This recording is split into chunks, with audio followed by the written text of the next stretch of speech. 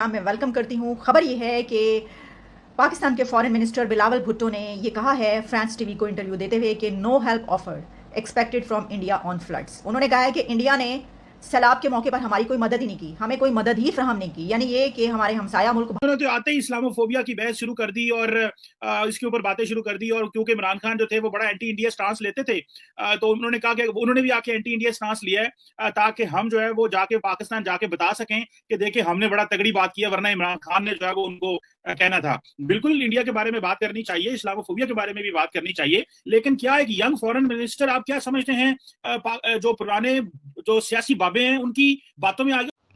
जय हिंद दोस्तों, नमस्कार। जैसा कि यूएनजीए में पाकिस्तान के फॉरेन मिनिस्टर बिलावल भुट्टो ने स्पीच दिया है कि जो पाकिस्तान में बाढ़ आई हुई है उसमें इंडिया ने हमारी कोई मदद नहीं की। इस बात को लेकर पाकिस्तान के पत्रकारों ने बिलावल भुट्टो की खूब खिंचाई की और बोला, बिलावल तू एक भिखमंगा निकला, जयशंकर के सामने तू एक दूध पीता बच्चा है, जहाँ जाते हो भीख का कटोरा लेकर जाते हो। वहीं दूसरी ओर मानवीय सहायता पहुंचाने के लिए जमैका की फॉरेन मिनिस्टर ने भारत की जमकर तारीफ की।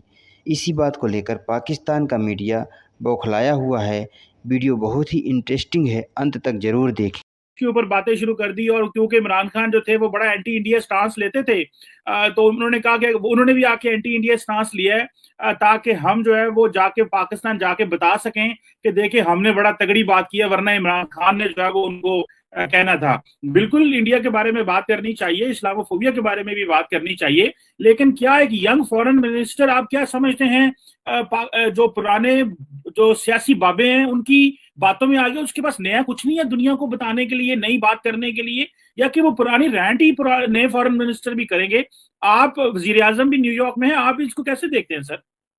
चीमा साहब, मैं इसको देख रहा हूं जिस तरह एक फेल स्टेट जो है वो फ्री फॉल पर हो, और जिस तरीके से वो बिहेव कर रही होती है ये बिल्कुल सारे उसी तरह बिहेव कर रही हैं, क्योंकि इमरान खान साहब से खौफजदा है। हमारे जो मुफ्ती मिकावेली नियाजी साहब हैं, उन्होंने इतना पाकिस्तान को डरा दिया है कि ना सिर्फ वहां की जुडिशरी कांपती फिर रही है, और जिस तरीके से उन्होंने चकवाल में अगले दिन फिर XYZ को किया है उन्होंने दोबारा, और जिस तरीके से मेरा हर अदारे को उन्होंने छुपा के रख दिया, इसी तरह ये सियासतदान जो है इनके हालात भी यही हैं। और जिस तरीके से बल्कि आपने शहबाज शरीफ साहब की बात की है, एक और वो चाय की प्याली में तूफान खड़ा है कि शहबाज शरीफ साहब ने जाके नवाज शरीफ से मशवरा क्यों किया है आर्मी चीफ के हवाले से, वो एक अलग बात है। वो कहते हैं कि why he did it. Imran Khan साहब एज ए बहसीते अपोजिशन लीडर किसी से मिल लें प्रेसिडेंसी में जाके तो ठीक है, वो कॉन्स्टिट्यूशनल है, वो लीगल है, वो हलाल है, लेकिन ये कि अगर कोई दूसरा करे तो वो हराम है। लेकिन एक मैं यहां पे बात बताना चाहूंगा, चीमा साहब, मौका बहाल के हिसाब से अगर देखा जाए तो इनको बिल्कुल कुछ पता नहीं है कि किस तरह बात करनी होती है। अब मौका बहाल के लिहाज से मैं, आपने भारत का नाम लिया तो रिसेंट एक मेरे जेहन में आइडिया, एक बात पहले ही मेरे जेहन में थी। मोदी साहब ने, देख लें कि यहाँ पे जयशंकर साहब ने अमेरिका आना था, मोदी साहब का भी कंफर्म नहीं है, लेकिन उन्होंने बेस बना दी है SCO में जाके, जब पुतिन को उन्होंने कहा है कि यह सदी अब जंगों वाली नहीं है। इसको कहते हैं मौके की मुनासिबत से बात करना। अगर वेस्टर्न कंट्रीज की तरफ आ रहे हो तो वो बेस बना रहे हैं वहां पे। हमारे ये जो बच्चे हैं, ये नाबलद बच्चे हैं, इनको तो कोई अकल नहीं है ना। इस वक्त एंजेलिना जूली जो है वो पाकिस्तान में है, लेकिन पाकिस्तानी पाकिस्तान में नहीं है।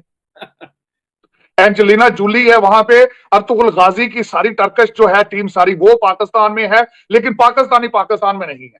उनके सामने सिर्फ एक मसला है, army chief, appointment of army chief.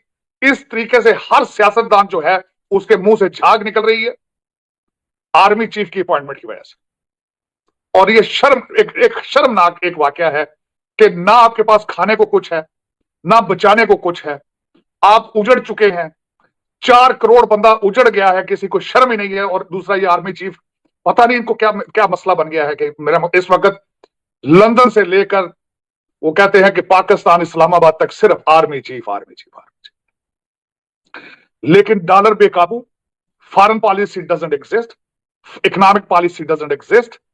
सिर्फ एक ही है, ताकत और पैसा, पैसा और ताकत। इसके अलावा किसी के सर पे कुछ भी सवार नहीं है। शर्म ही नहीं आती इनको कि, बल्कि मैं जाती तौर पे कहूंगा अपना चीमा साहब, शहबाज शरीफ साहब का देखें, 25 मील रेडियस की उनकी हुकूमत है, 70 वजीर है उनके।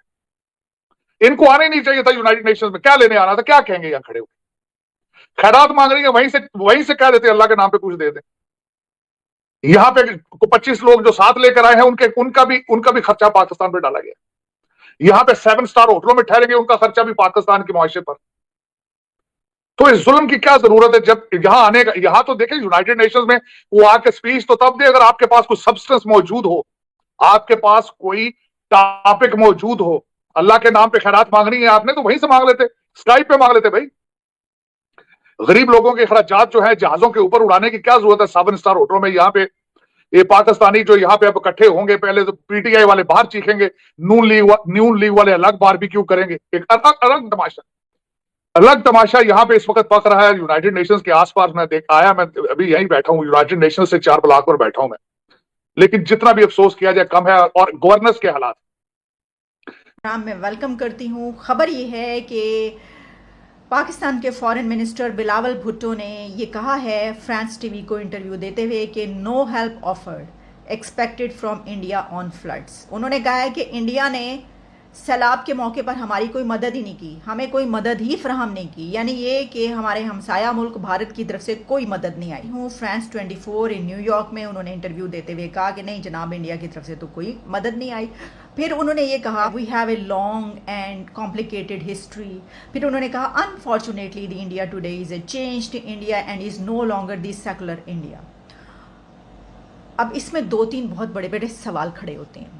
पहली बात तो ये कि भाई भारत ने हमें इमदाद क्यों नहीं भेजी? उसको भेजनी चाहिए थी और उसको कहना चाहिए था कि देखिए हमारे हमसाया कंट्री हैं तो भेजें। हमने वैसे इसके ऊपर प्रोग्राम भी किए कि भाई करना चाहिए, कोई दोनों मुल्कों को एक दूसरे के लिए इमदाद जो है, कोई भी किसी के ऊपर भी मौका ऐसा आता है तो करना चाहिए। लेकिन ये स्कोर सेटल करने का भी बड़ा ही आसान तरीका है, बहुत ही, कि आप फौरी तौर पर ये बात करें। अच्छा, सवाल ये है कि क्या बिलावल भुट्टो जो फॉरेन मिनिस्टर हैं उनसे अगर ये कोई पूछे कि अगर भारत इमदाद भेजता क्या आप एक्सेप्ट कर लेते, आप उसको कबूल कर लेते? इसकी वजह यह है कि हिस्ट्री में ऐसा हो चुका है, पास्ट में पहले ये हो चुका है कि इंडिया की तरफ से पाकिस्तान को इमदाद भेजी गई थी और हमने उसको रिजेक्ट कर दिया था, हमने वो कबूल नहीं की थी। और इसी के पैरेलल हम वहाँ से मेडिसिन्स लेते रहते हैं, हम वहाँ से दवाइयाँ मंगवाते रहते हैं, वो दवाइयाँ इस्तेमाल भी करते रहते हैं।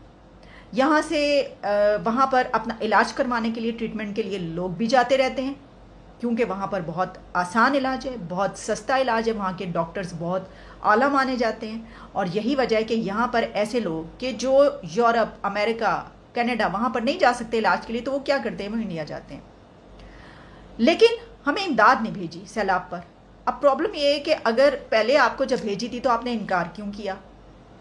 और फिर सबसे बड़ी बात इसमें ये कि क्या, मैं तो समझती हूँ कि हमारे जो फॉरेन मिनिस्टर हैं बिलावल भुट्टो, उनको ये स्टैंड लेना चाहिए था कि हम ट्रेड स्टार्ट कर रहे हैं। क्या आपने ट्रेड स्टार्ट की दोनों मुल्कों के बीच? आपने तो बात ही नहीं कर रहे। तो जब आप किसी से बात करने के लिए तैयार नहीं है या आप किसी से तिजारत के लिए तैयार नहीं होते, ठीक है, हम तो वो हैं कि हम एक दिन ये फैसला करके सोती है हमारी कैबिनेट के इंडिया से तिजारत शुरू करनी है सुबह उठ के, और सुबह उठ के ये बयान आता है कि जी वो जो फैसला हुआ था वो बदल गया है क्योंकि आगे इलेक्शन है।